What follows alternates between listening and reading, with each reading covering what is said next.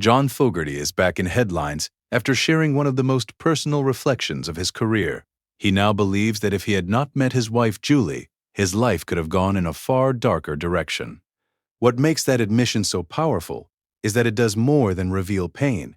It helps explain the full arc of his comeback, from bitterness and self-destruction to finally reclaiming both his music and his peace.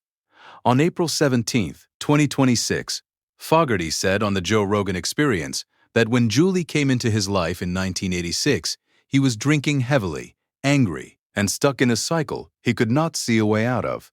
If you follow Starline daily, subscribe, like, and share for more verified celebrity updates and trending entertainment news, because this story is not just about a marriage. It is about how one of rock's most recognizable voices now understands the turning point that changed everything. According to Fogerty, that dark chapter was tied to more than fame, pressure, or the usual wear and tear of the music business. He said the deeper wound came from the long-running fight over the rights to the songs he had written, a battle that left him feeling cheated, bitter, and disconnected from the work that made him famous. In his own telling, the anger did not stay professional. It followed him into everyday life, and over time it became part of a destructive personal pattern. That matters, because this was never just a business dispute sitting quietly in the background. For years, Fogerty felt so alienated from the Creedence Clearwater Revival catalog that he stopped performing many of those songs live.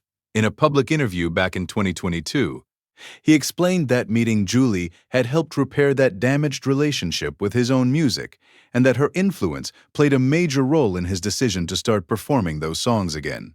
In other words, the story fans are hearing now did not appear out of nowhere. It has been building in public for years.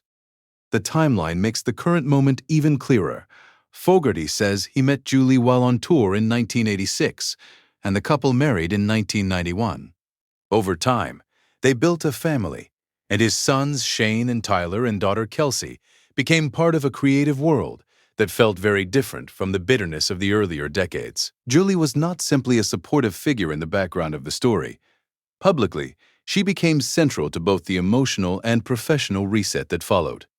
That role became especially visible in January 2023, when Fogerty announced that he had regained a majority interest in the worldwide publishing rights to his Creedence songs after a fight that had stretched across half a century.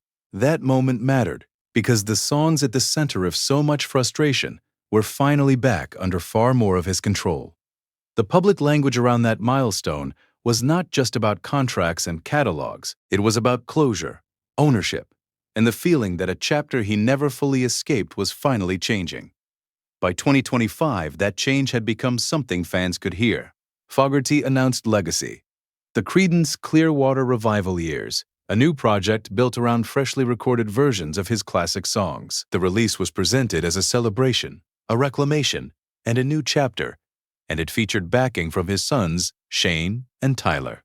Julie also appeared publicly in connection with that moment, describing the project as a joyful celebration of his life's work.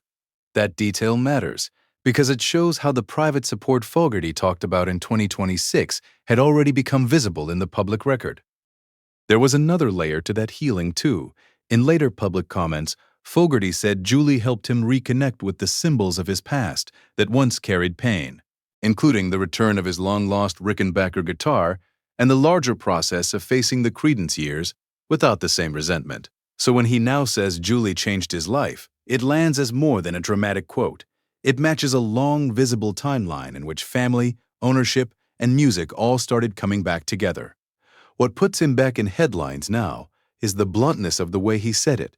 At 80, John Fogerty is no longer talking only about old lawsuits, damaged business relationships, or classic rock history. He is talking about survival, gratitude, and how close he felt to losing himself before his life changed direction. As of now, that is the clearest public update. Julie did not just become his partner. In Fogerty's own telling, she helped him find his way back to joy, back to family, and eventually back to the songs that once felt poisoned by the past. And after decades of conflict, that may be the most meaningful turn in the entire story.